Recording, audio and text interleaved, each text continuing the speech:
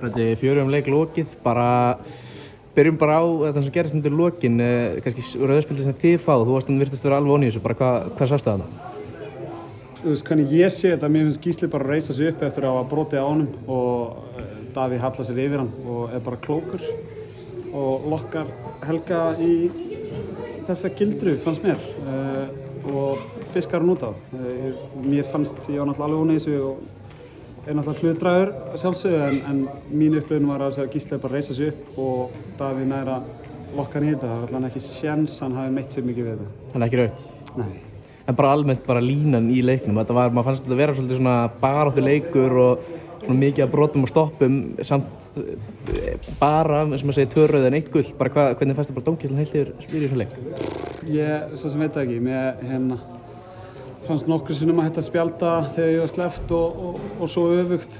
Mér fannst ég náttúrulega eiga að fá víti í lokin, þannig að það dálítið litar mína skoðun á dómgæslunni heilt yfir, en svo sem, já, erfitt að fara yfir öll atvikin, en það var þannig hægt að tala við hann og það, sem ekki margir dómarar leyfa, þannig að hrós fyrir það að minnstu. En hvað gerist þetta þegar hann virðist bara sparka í þig í vítateig, vinga? Ég fæ bara langa bolta frá Eirík held ég og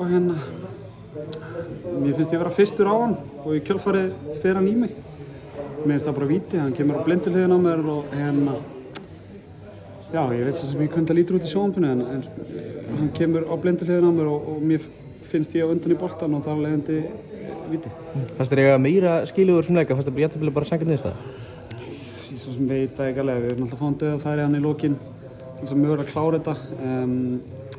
Hefðum kannski getað gert betur, einum manni fleiri hann í einhvern tíma. En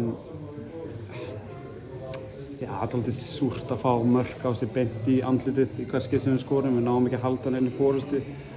Við náum ekki að láta leikinn settla eins eftir að við komumst yfir. Þannig í rauninni, já, manni finnst maður eiga meira skilið, en svo sem ekki þetta setja út að við getum ekki aðeins kveikt á okkur eftir að það fengi okkur mörk. Manni fannst Víkingar ráða illa við völlinn, veit ekki, það var svona einhver tilfinning og voru mikið af feilsendingum og eitthvað svona. Fannst þið fyrir því að það hafi kannski verið eitthvað svona forskot fyrir ykkur? Já, við vissum að það var einhver tímann séns til að vinna Víkinga og þá var það í dag. Það er búin mikið álag á þeim leikjarlega og þessi gervigræslið hafa verið að ströggla við að koma á grassið. Upplifði mín bæði í fyrra með FH og núna með IA, þannig að já, við litum á það sem